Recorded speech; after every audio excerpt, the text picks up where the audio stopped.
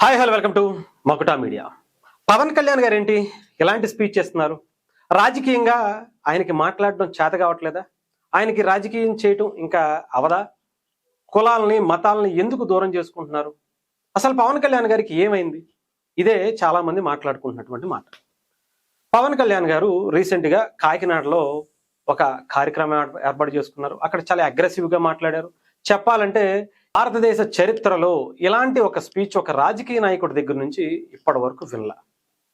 ఎందుకంటే ఈ కులం గురించి మాట్లాడితే ఆ కులం వాళ్ళ ఓట్లు పోతాయేమో, ఆ మతం గురించి మాట్లాడితే ఈ మతం వాళ్ళ ఓట్లు పోతాయేమో అనుకునేటువంటి సాంప్రదాయ రాజకీయ పార్టీలని నాయకుల్నే మనం చూసాం. మరి అలాంటప్పుడు పవన్ కళ్యాణ్ గారు కూడా అలాంటి రాజకీయమే చేయాలని ఎందుకు అనుకుంటున్నారు? అలాంటి రాజకీయ వ్యవస్థనే పవన్ కళ్యాణ్ గారు మళ్ళీ నడపాలని పవన్ కళ్యాణ్ గారు ఎందుకు అనుకుంటారు? ప్రజలు కూడా ఆయన నుంచి ఆశించేది వేరేది. అలా ఆయన చేస్తున్నారు కాబట్టే ఆయనకి అవకాశం ఇచ్చారు. 21కి 21 స్థానాలు గెలిపించి చూపించారు. ఆయన గెలవలేనటువంటి కాన్స్టిట్యున్సీల్లో కూడా ఆయనకి విజయం అందించినటువంటి పరిస్థితి కనిపించింది. కూటమికి 164 సీట్లు ఇప్పుడు ఆంధ్రప్రదేశ్లో ఇచ్చినటువంటి పరిస్థితి కనిపించింది. మరి అలాంటి రాజకీయాలే పవన్ కళ్యాణ్ గారు చేస్తే మిగతా రాజకీయ నాయకులకు, మిగతా పార్టీలకు, మిగతా సిద్ధాంతాలకు పవన్ కళ్యాణ్ గారికి వ్యత్యాసం ఎలా ఉంటుంది చెప్పండి? ఇదే మనం అర్థం చేసుకోవాలి. కాపుల గురించి మాట్లాడితే, కాపుల గురించి ఆయన ఏదన్నా ఇదేంటి కాపులు నాకు కాపు నాయకులు వాళ్ళ గురించి గప్పుకున్న పవన్ కళ్యాణ్ గారు ఒక మాట తోలనాడితే వెంటనే కాపులను వ్యతిరేకించేసినట్టేనా? అలా పవన్ కళ్యాణ్ గారికి సంబంధించి కాపులందరూ కూడా దూరం అయిపోతారా అని అంటే డెఫినెట్గా కాపులు వాళ్ళ ఒక్క కులం గురించి చూసుకునేటువంటి వ్యక్తులు మాత్రం అయితే కాదు. కాపులు ఎంతసేపు పక్క వాళ్ళకి ఎంతసేపు కొంతమంది వైఎస్ఆర్సీపీలో నిన్న ప్రెస్ మీట్ పెట్టుకున్నారు. వాళ్ళందరూ ఏంటంటే ఒక పాలేరుతనానికి అలవాటు పడిపోయినటువంటి వ్యక్తులు. వాళ్ళు ఏం చేస్తారు, ఏం చేయబోతున్నారు, వాళ్ళ పరిస్థితి ఏంటి అనేది నేను ఒకసారి మీకు క్లియర్గా చెప్తాను. వైఎస్ఆర్సీపీకి సంబంధించినటువంటి కాపులు ఎవరైతే నిన్న మీటింగ్ పెట్టుకున్నారో వాళ్ళ చరిత్ర గురించి మాట్లాడుకున్నాం. ఆ తర్వాత మళ్ళీ పవన్ కళ్యాణ్ గారి దగ్గరికి వద్దాం. ముఖ్యంగా వైఎస్ఆర్సీపీకి సంబంధించినటువంటి కాపుల్లో నిన్న అంబటి రాంబాబు గారు ఉన్నారు, పేర్ని నాని గారు, గుడివాడ అమర్నాథ్ గారు, బొత్స సత్యనారాయణ గారు, తోట తిరుమూర్తుల గారి దగ్గర ఆయన సొంత ఊర్లో పెట్టుకోవడం జరిగింది. వీళ్ళందరి ఒక రాజకీయ జీవితం గురించి చూడండి. బొత్స సత్యనారాయణ గారు ఒకప్పుడు సీఎం రేంజ్లో ఉన్నటువంటి ఆయన లీడర్షిప్ మనం చూసాం. ఉత్తరాంధ్ర మొత్తాన్ని కూడా ఆయన ఒంటి చేత్తో నడిపించినటువంటి రాజకీయాన్ని కూడా మనం చూసాం. అలాంటి చరిత్ర ఆయన కుటుంబంలో ఉండేటువంటి వ్యక్తులు అందరూ కూడా ఆ స్థాయిలో రాజకీయాలను ప్రభావం చేసేవాళ్ళు, చెప్పాలంటే ఉమ్మడి రాష్ట్రాల్లో కూడా. ఇక మనకి అంబటి రాంబాబు గారు, పేర్ని నాని గారు. అంబటి రాంబాబు గారు ఆయన ఎంతైనా సరే రేపల్లిలో గెలిచినా, తర్వాత మళ్ళీ సత్తెనపల్లికి వచ్చినా, ఇప్పుడు మళ్ళీ గుంటూరుకు వచ్చినా, రేపు ఇంకొక చోటకి వెళ్ళినా ఎందుకు ఇలా జరుగుతుంది? పేర్ని నాని గారు మచిలీపట్నంలో వాళ్ళ నాన్నగారి నుంచి, వాళ్ళ తాతగారి దగ్గర నుంచి వాళ్ళ నాన్నగారు ఇప్పుడు వాళ్ళ అబ్బాయి వరకు ఆయన రాజకీయ చరిత్ర మనకంతా ఉంది. ఎంతో కొంత ఒక మంచి పేరు మొన్నటి వరకు ఉండేది. ఎప్పుడైతే వైఎస్ఆర్సీపీ పార్టీ నుంచి వైఎస్ఆర్సీపీ భావజాలం జగన్మోహన్ రెడ్డి గారికి పాలేరుతనం చేయటం మొదలుపెట్టిన తర్వాత ఆయన రాజకీయ చరిత్ర ఏమైపోయింది? వాళ్ళ నాన్నగారు వాళ్ళ తాతగారి పేరు ఏమైపోయింది? మొత్తం మంట కలిసిపోయి మొత్తం ఈయనంతా కూడా ఏం చేశారంటే ఈయన వేస్ట్, ఈయనకి ఇంకా రాజకీయంగా అనవసరం లేదు అందుకని చెప్పి ఆయన్ని తప్పించి వాళ్ళ అబ్బాయికి ఇచ్చేశారు. ఇప్పుడు ఈయనకి చేత కాదు, ఈయన వల్ల అవదు అని చెప్పినట్టేగా వాళ్ళ అబ్బాయికి ఇచ్చారు. అంటే వాళ్ళ అబ్బాయి కూడా రీల్స్ అని ఇంకొకటను ఒక అంటే తక్కువ స్థాయికి సంబంధించి దిగజారిపోయినటువంటి వాళ్ళ ప్రతిష్ట ఇది ఎవరు చేశారు అంటే కేవలం జగన్మోహన్ రెడ్డి గారే చేశారు. పెద్ది నాని గారి రాజకీయ జీవితానికి అక్కడతో ఫుల్ స్టాప్ పెట్టించేసి, అంటే వాళ్ళ పార్టీలోనే ఉంటూ ఆయనకంటూ ఒక బ్యాడ్ ఇమేజ్ క్రియేట్ చేసేసి, ఆయన గెలవడం అని చెప్పి ఒక సర్వేల రూపంలో ఆయన మొహాన్ని పెట్టేసి, తర్వాత వాళ్ళ అబ్బాయిని పెట్టించి, ఓడిపోతే పిల్లోడి చేతిలో ఓడిపోయారని చెప్పి ఒకటి క్రియేట్ చేసి, వాళ్ళ అబ్బాయి రాజకీయ జీవితాన్ని కూడా ఎదగనివ్వకుండా అక్కడతో మసకబారిపోయేటువంటి పరిస్థితిని క్రియేట్ చేసి అక్కడ వదిలేశారు. ఇంకంతే. ఆయన ఇంకొక పార్టీలోకి వెళ్ళలేడు, ఇంకొక పార్టీ ఆయన తీసుకోనివ్వకుండా ఆయన్ని ఇష్టానుసారం తిట్టిపిచ్చి బూతులు మాయమే తిట్టవా, మీ ఓడని చెప్పి ఏమైనా జాలి చూపిస్తున్నావా, తిట్టు అని చెప్పి అనిపించారో లేదో ఆయనకి తెలియదు. అలా ఆయన తిట్టిపిచ్చి టీడీపీని, పవన్ కళ్యాణ్ని, వీళ్ళని అన్ని పార్టీలని, జగన్మోహన్ రెడ్డి గారిని తప్ప మిగతా వాళ్ళందరినీ కూడా ఇష్టానుసారం పర్సనల్ అటాకులు చేస్తే ఏమవుద్ది? వాళ్ళు సచ్చినట్టు ఆయన వేరే పార్టీలోకి వెళ్ళాడు, ఉంటే ఆ పార్టీలోనే పాలేరుతనం చేసి బతుకుతాడు. ఇదే పరిస్థితి అంబటి రాంబాబు గారిది కూడా. అందుకనే ఆయన రేపల్లె నుంచి ఇక్కడికి సత్తెనపల్లి తీసుకొచ్చారు. అక్కడ నువ్వు గెలవన్నా నువ్వు గుంటూరు వెళ్ళు అని చెప్పారు. అక్కడ కూడా అయిపోయింది. అక్కడ నుంచి ఇంకో చోటకి. అలాగే విడుదల రజనీ గారు, గుడివాడ అమర్నాథ్ గారు.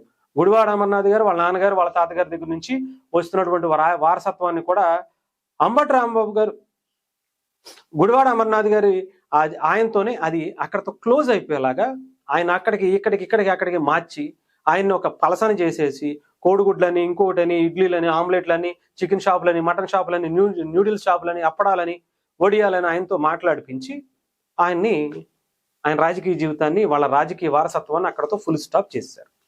ఇకపోతే పెద్ద ఆయన బొత్స సత్యనారాయణ గారు, నాకు తెలిసి నాకు ఊహ వచ్చినప్పటి నుంచి ఆయన రాజకీయ జీవితం గురించి వింటానే ఉన్నా.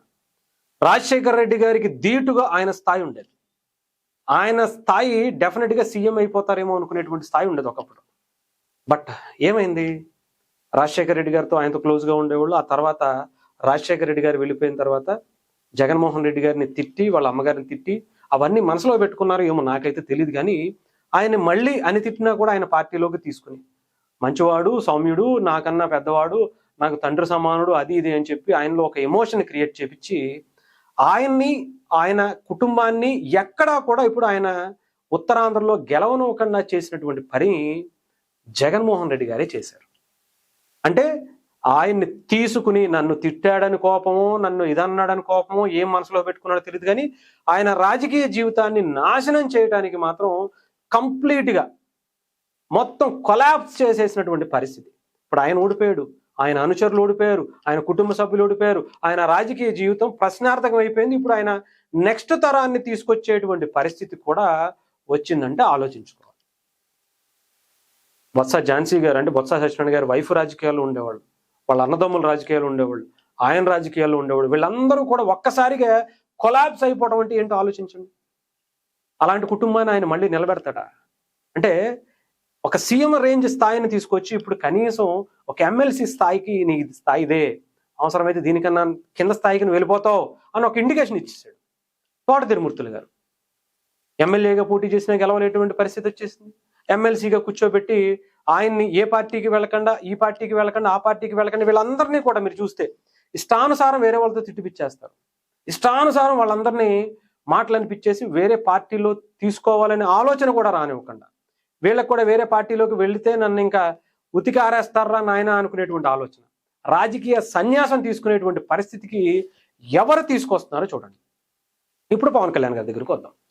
ఎందుకు మర్చిపోయాను నేను, నా పెద్ద ఆయన మన ముద్రగడ పద్మనాభం గారు, వాళ్ళ నాన్నగారు వాళ్ళ తాతగారి దగ్గర నుంచి రాజకీయాల్లో కొన్ని ఆసాములుగా భూసాములుగా ఉన్నటువంటి వ్యక్తుల్ని తీసుకొచ్చి ఏం చెప్పారో తెలియదు, పవన్ కళ్యాణ్ గారి మీద ఏం క్రియేట్ చేశారో తెలియదు, ఆ కుటుంబం మీద ఏం చేశారో తెలియదు, ఏమి మ్యానికులేట్ చేశారో, ఏం బ్రెయిన్ వాష్ చేశారో తెలియదు. పవన్ కళ్యాణ్ గారి మీద ఒక కాపు కుటుంబం నుంచి వచ్చినటువంటి వ్యక్తి దేశ స్థాయిలో చాలా గొప్ప స్థాయికి వెళ్తున్నటువంటి ఒక వ్యక్తి మీదకి వెళ్ళి ఆయన మీద ఇష్టానుసారం మాట్లాడటమే కాకుండా ఆయన గెలిస్తే నా పేరే మార్పించుకుంటాను అనుకునేటువంటి విధంగా ఆయన మైండ్ సెట్ ని కిల్ చేసేసి ఆయన రాజకీయ జీవితాన్ని, ఆయన కొడుకుల రాజకీయ జీవితాన్ని, ఆయన కుటుంబం వారసత్వంగా ఇంత చరిత్ర ఉన్నటువంటి మొత్తాన్ని కప్పెట్టేసాడు అక్కడతో. ఇంకా కొలాప్స్ అంతే. అలాంటి పరిస్థితి చేశాడు ఆయన. ఇంకా చాలా మంది ఉన్నారు, లెక్కలు కావాలని తర్వాత చెప్తా, టైం సరిపోదు కాబట్టి. ఇకపోతే పవన్ కళ్యాణ్ గారు అలా చేయటమే కాపు నాయకుడిగా పవన్ కళ్యాణ్ గారు చేయాలంటే చేయరు. పవన్ కళ్యాణ్ గారు ఆయన హుందాగా ఆయన కులంతో పాటు అన్ని కులాలని కూడా, అన్ని మతాలని కూడా గౌరవం చూపిస్తారు. గౌరవంగా అన్ని కులాలని ఎదగనిచ్చేటువంటి రాజకీయమే చేస్తారు. ఇలా దేశ స్థాయిలో, దేశ చరిత్రలో ఇలాంటి నాయకుడు ఉండడు, నాకు తెలిసి మరొకరు పుడతారు అనుకోవడం కూడా కష్టం. ఇంకొక మీరు ఉన్నటువంటి నాయకులందరూ కూడా జగన్మోహన్ రెడ్డి గారి దగ్గరికి వెళ్ళి ఒక్కసారి జస్ట్ ఒక్క మాట వేసునండి, అన్న నెక్స్ట్ ఎలక్షన్స్ కి మాలో ఉన్నటువంటి ఒక్కళ్ళనైనా సరే సీఎంగా అనౌన్స్ చేయండి అన్న, ఎందుకు గెలవమో మేము చూపిస్తామన్నా అని మీరు ఒక మాట అనండి. ఆ తర్వాత జరిగేటువంటి పరిణామాలు, ఆ తర్వాత వైఎస్ఆర్సీపీలో జరిగేటువంటి విధానాలు, మీ పరిస్థితులు ఏంటో మీరే చూడండి. పొమ్మనకుండా పొగబెట్టి మిమ్మల్ని రాజకీయ జీవితం సన్యాసంగా చేసి మిమ్మల్ని, మీ జీవితాలని సర్వనాశనం చేయకపోతే రాసి పెట్టుకోండి. ఒక మాట అని చూడండి. మీరు ఆ పార్టీలో ఉండగలుగుతారా? ఉన్నా మీ పరిస్థితి ఏంటో ఒకసారి అర్థమైపోతుంది.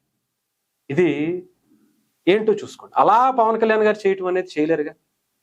ఉన్నది ఉన్నట్టుగా మొహమాటం లేకుండా నా ఆలోచన ఇది. ఈరోజు జంజీ యువత పవన్ కళ్యాణ్ గారు మాట్లాడుతున్నటువంటి మాటలకి అసలు ఏమన్నా తీసుకున్నారంటే, ఒక సినిమాలో పవన్ కళ్యాణ్ గారు డైలాగ్ చెప్పినప్పుడు, ఒక పవన్ కళ్యాణ్ గారి సీనో, డాన్సో, ఇంకొకటో ఒక ఫైట్ వచ్చినప్పుడు ఏ రకంగా అయితే కుర్చీల్లో లెగిసి ఎగసిపడి క్లాప్స్ కొట్టి ఎంజాయ్ చేస్తారు, అలా పవన్ కళ్యాణ్ గారి స్పీచ్.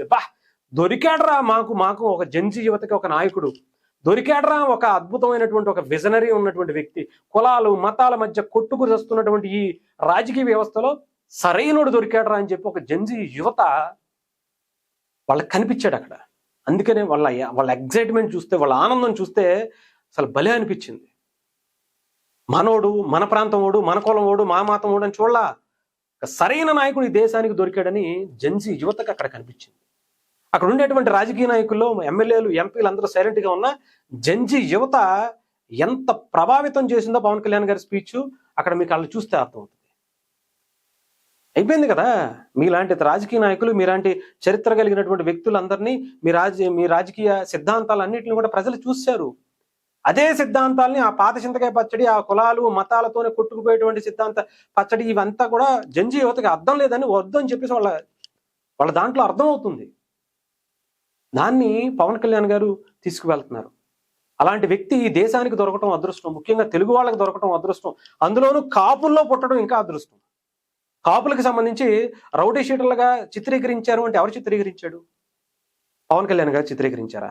అంబటి రాంబాబు గారు చెప్పలేదా? కాపులు తాగుబోతులు, తిరుగుబోతులు, ఎంతసేపు ఈ పనిలో ఉంటాయి, వాళ్ళకి ఇంకొకటి రాదు, చేత కాదు అనేటువంటిది తీసుకెళ్ళింది ఎవరు? అంబటి రాంబాబు గారు కాదా? పెద్ది నాని గారు కాదా? కాపులంటే రౌడీలు అని చెప్పి, కాపులంటే ఇలా డోర్ డెలివరీ చంపేసి డోర్ డెలివరీ చేస్తారని చెప్పి అనంతబాబు టైంలో చిత్రీకరించింది కాదా? సాయి కృష్ణకి సంబంధించినటువంటి కేసులో అన్ని కేసులు పెట్టింది వైఎస్ఆర్సీపీ హయాంలోనే కాదా? అతన్ని ఎంకరేజ్ చేసి మళ్ళీ అదే పనులు రిపీట్గా చేపించడానికి కారణం, శిక్షలు సరిగ్గా వేయకపోవడానికి కారణం వైఎస్ఆర్సీపీ కాదా? ఆ ప్రభుత్వం కాదా? ఆ రోజే శిక్ష వేసి ఉండుంటే ఆ తల్లి, సాయికృష్ణ తల్లికి ఈరోజు అంత ఆవేదన, ఆక్రోధన ఉండేది కాదు కదా. ఆయన తప్పులు చేసి ఎంతో మంది ప్రాణాలు తీసేసినటువంటి సాయికృష్ణ వేరే వ్యక్తులకు చేసినటువంటి అన్యాయానికి, ఆ కుటుంబం పడేటువంటి బాధకి ఆ రోజే శిక్ష పడి ఉంటే సాయికృష్ణకి ఆ తప్పులన్నీ చేసేవాడు కాదు కదా.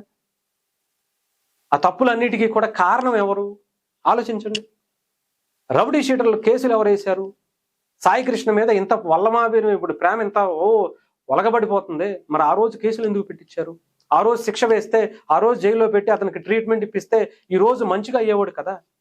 మరి ఎందుకు చేయలే ఆ రోజు అనేది ఇక్కడ ఆలోచించుకోవాలి.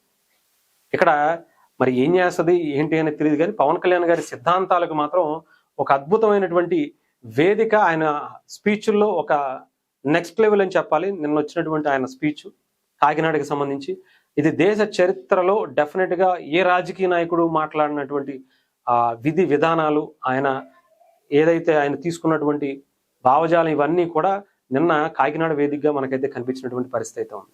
సో డెఫినెట్గా అలాంటి నాయకుడిని కాపాడుకుంటారా? కులాన్ని మతాన్ని అంటగట్టి మన ప్రాంతాలకి, మన కులాలకి, మన మతాల దగ్గర ఆపేసుకుంటారా అనేది కాపుల దగ్గర నుంచే మొదలు పెడతాం.